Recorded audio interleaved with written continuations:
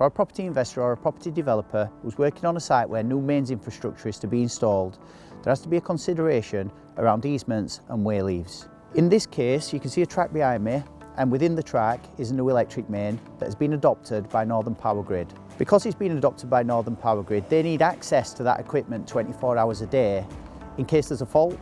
If there's a fault, they've got to get in here and they've got to repair it. So instead of coming and knocking on everybody's door for permission to come in and dig and repair whatever the fault may be, they've got statutory rights under that easement agreement to come and repair it straight away. When it's identified that an easement is needed, it has a time implication on your project.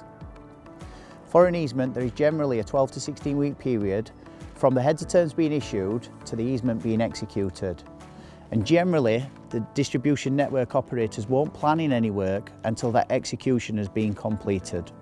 So please build it into your programme, as that timescale is significant.